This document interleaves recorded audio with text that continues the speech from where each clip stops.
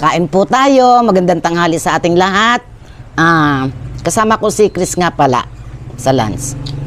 Tapos, pang Holy Week yata itong aming ulam ngayon. Ginisang ayan, ginisang pechay na may itlog lang. Tapos, pritong galunggong, yan. Pang Holy Week. Ay, bagay sa kanin ko yung mango. Kaya nga. Leftover to eh. Tapos meron kaming pan dessert na hinog na mangga. Masarap sa sinangag.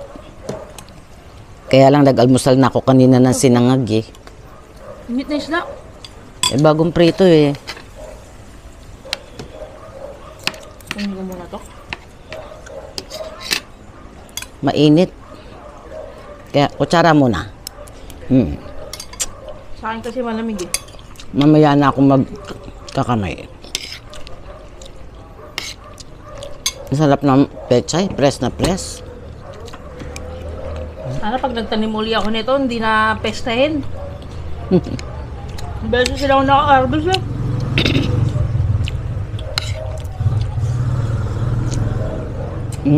May buto dyan ng petsa tsaka siling panigang.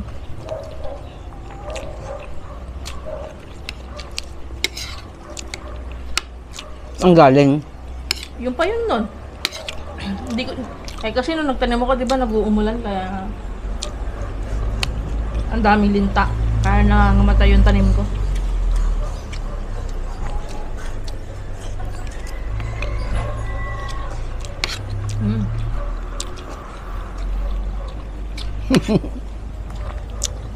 Si Prince. Ito na sa tabi ko, sa ilalim ko. Kaya mo siya, lalagay ko siya sa kwarto niya mamaya. Wala.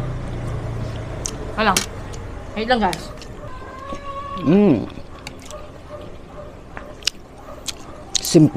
Simpleng luto, pero ang sarap. Lalo't pag sariwa yung gulay, nakaw. Panalo.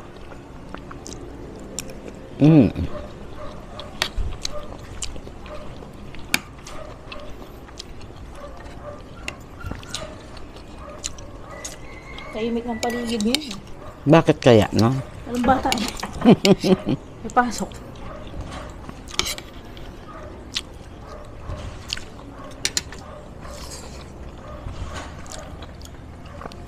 Punta sana nga ako palengke kanina. Maga ako nagising. Tinesting ko yung balakang ko kung sasakit pa. Aray ko, na ba yun? Sumakit pa. Kasi kahapon ng umaga guys, nagpalit ako ng bedsheet.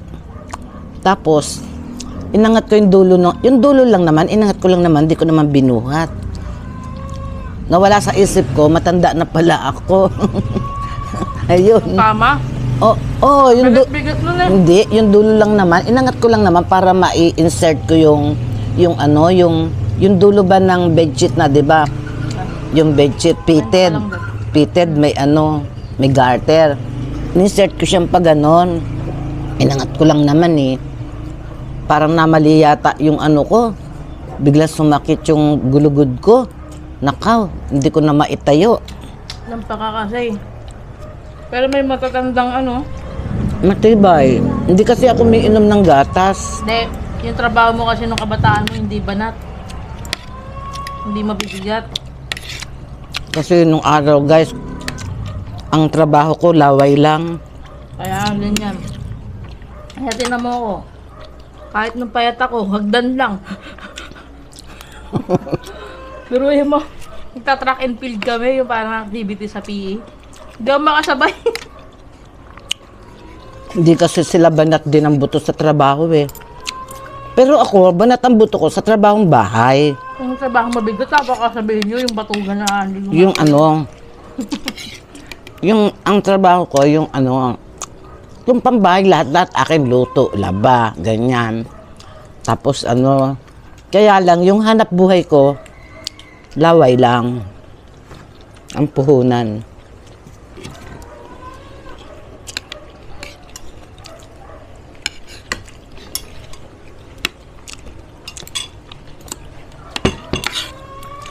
Galunggong. Ang init.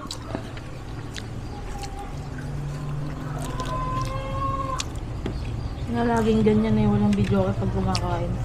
Hindi copyright. Oo. Itong ano, pechay. Kaya kung kumain ng 4 na tali niyan, kahit itlog lang yung ano niya, lahok, tapos papapakin ko. Ba't konti lang nilagay mo? Baka umiyak kapag naubos eh. No. Dapat nga ubusin eh. Ubusin mo yan. Sabi mo ah.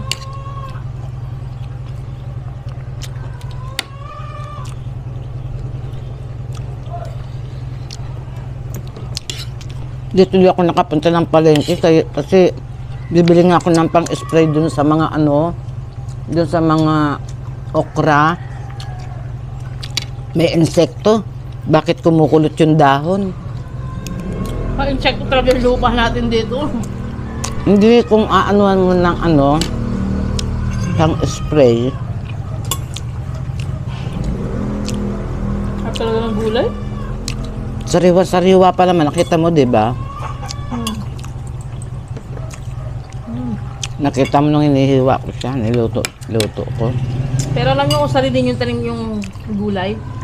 Masarap lalo na yung harvest ko dati kasi wala siyang ano yung walang talagang totoong organic siya kasi wala siyang kahit anong in-spray, walang kahit anong hinalo. Walang fertilizer. Fertilizer. Natural na natural. Kaya papansin nyo yung tanim sa bahay pag hindi pilit na pinapalaki. Yung hugis ng pechay pabilog. Yung parang pabilog yung dahon niya. Ay, kasarap. Pati yung mustasa.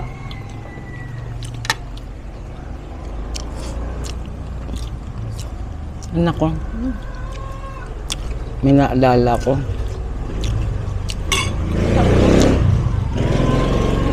Matamis, ma?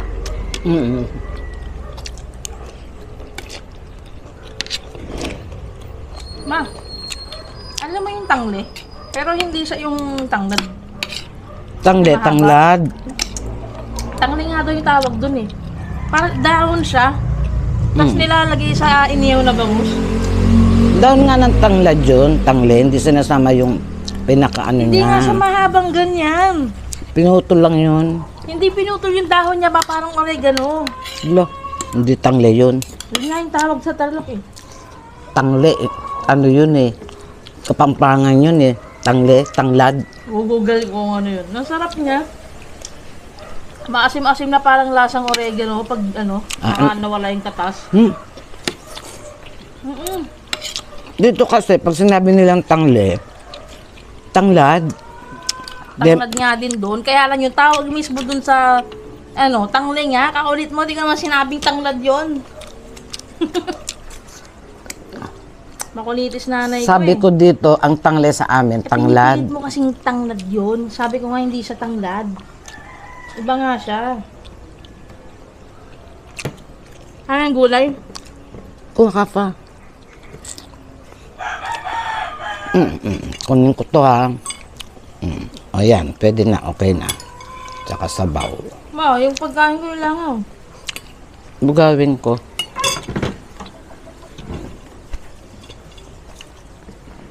May candle na nga dyan eh.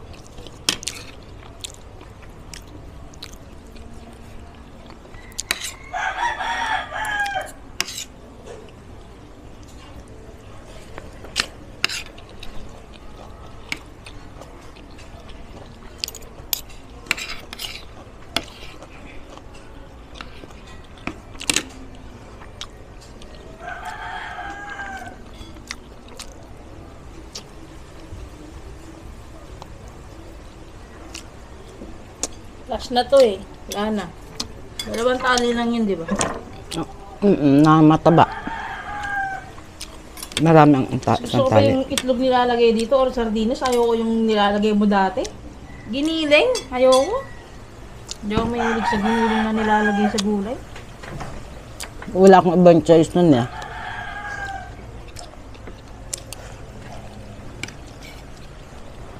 Sorry.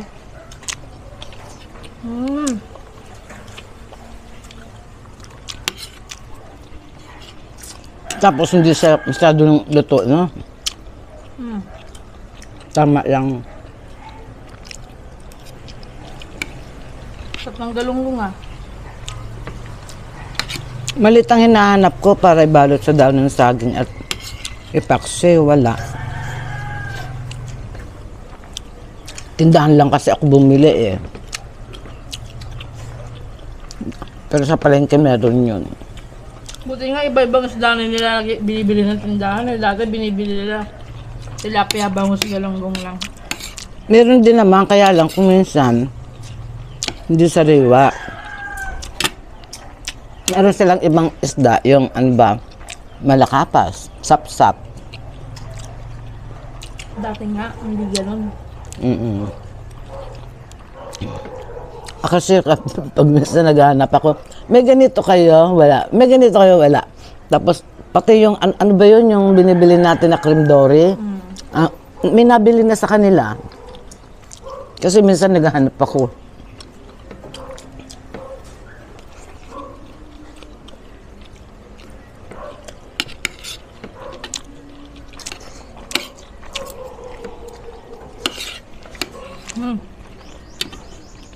Sarap.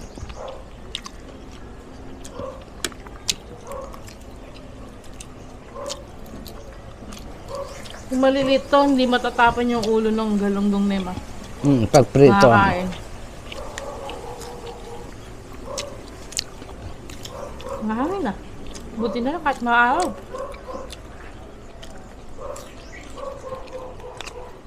Grabe yung fake news na yan, na-stress ako. Hindi ka naman lumalabas, ma-stress ka.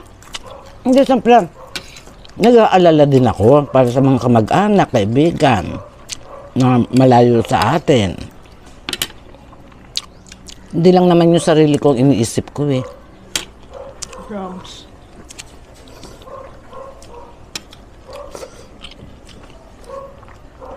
Gulay pa, ma. Ayoko na, tama na to, sabi ko. Sana pala plato ko na lang dinala ko.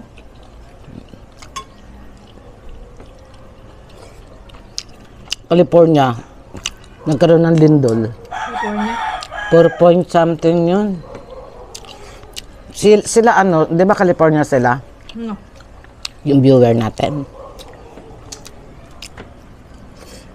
Kaya mo ba na? Ang hirap naman kasi bigkasin ng pangalan niya. Isda. Oo, alam ko pinupunteriya mo. O sige, yun na. Magsasagin Hindi, na. tinatanong ko, alam ko lang may masahe. Ito na lang, titira mo pa. Magpagkain naman si Prince. Kunwari ka pa.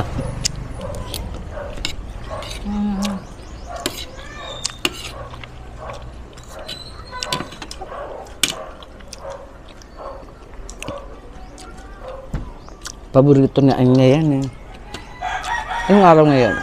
Excuse. Merkules, Webes, Bernes. Ako 2 araw pa. Overripe na.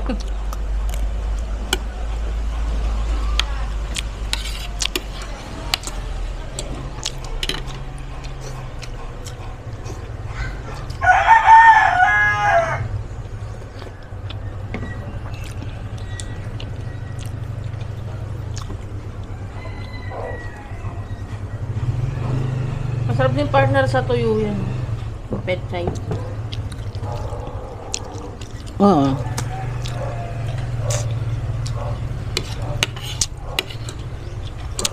Yung ano, yung bikaw, malasa din na isda, no? Parang galunggong, Yung pwede rin iluto sa ano, tausi. sa tausi. Sa ano, black beans. Pero hindi ka na nagluluto ng gano'n na may taurima. Bangos. Oo. Alam niyo yung taure, mga ano, guys. Yung fermented na tokwa. Di ba ma? May pag-asa pa yung panis yung tokwa. Charot. Ang tawag doon, hindi. Hindi panis yung ginagawang, ano, Bibiro lang ako, charot nga. anong tawag nito? Ang tawag doon, tocho. Sa ganung luto. Tocho.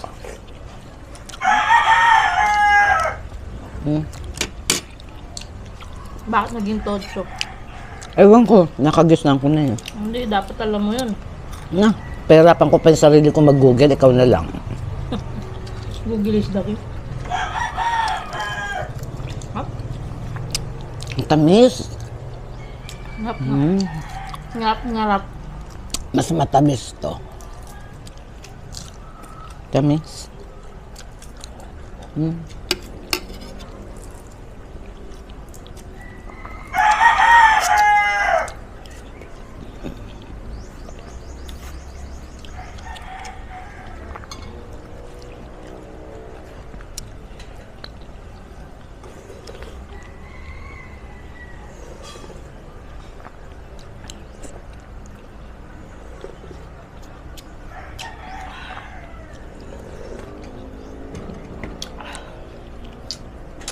Ala, namatay yung ano.